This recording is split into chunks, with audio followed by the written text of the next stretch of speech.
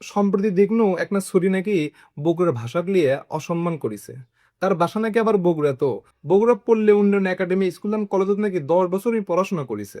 তার মানে ওর নারী পোতা আছে বগুড়া, আবার ওর মায়ের ভাষাও বগুড়া। তাহলে মায়ের ভাষাকে অপমান করা তো নিজের মায়ে কি অপমান করা? তাহলে যে তার মাও অপমান করে তাকলি আর কি কমু? তাকলি আমার কওয়ার কিছু নেই। আর আজকে আমি অগলিয়ে কিছু কওয়ার জন্য আসিনি। আমি আজকে আসছি আমার বগুড়া লিয়ে কওয়ার জন্য। আমার বগুড়া কিন্তু একটা ব্র্যান্ড সিটি। আবার দেশের যে কটা রয়্যাল সিটি আছে তার মধ্যে আমার বগুড়াও এটা। এখন কবেন যে বগুড়া রয়্যাল সিটি করছে কৃষক, থামেন, করছি বগুড়া কৃষক রয়্যাল সিটি।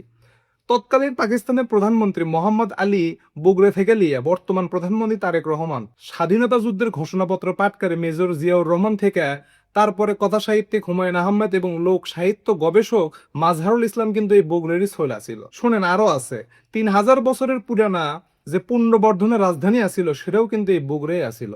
শুধু তাই না, আরো চমকে যাবেন যখন শুনবেন 2016 এবং 17 সালে সার্কের সাংস্কৃতিক রাজধানী ঘোষণা করা হয়েছে এই বগুড়াকে। আমাদের বগুড়াতে কিন্তু আন্তর্জাতিক মানের স্টেডিয়ামও আছে এবং দেশের বাগা বাগা প্লেয়ার এটি খেলে গেছে যে দেশের একমাত্র স্পোর্টিং উইকেট হচ্ছে এই বগুড়ার উইকেট। আরো আছে বগুড়ার উত্তরবঙ্গের শিক্ষার বাতিঘর খ্যাত সরকারি আজিজুল হক কলেজ।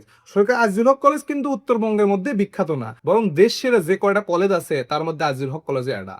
শুধু বগুড়ার আজিজুল হক কলেজ না, বগুড়া জেলা school, Bogura camp public, Bogura police line school, Bogura cantonment school, এগুলা কিন্তু দেশ সারা স্কুল। আপনারা গুলো ছাড় দিলে দেখতে পাবেন। বগুড়াত কিন্তু বিসিক শিল্প নগরী আছে, জেটকের উৎপাদিত পণ্য দেশের চাহিদা মিটে বিদেশেও রপ্তানি করা হয়। বাংলাদেশ কৃষি গবেষণা ইনস্টিটিউটের অধীনে বাংলাদেশের একমাত্র মশলা গবেষণা কেন্দ্রও কিন্তু বগুড়াতে অবস্থিত। যাই হোক, বগুড়া নিয়ে কথা হবি আর দইয়ের কথা হবি না তা কিন্তু হবির লয়।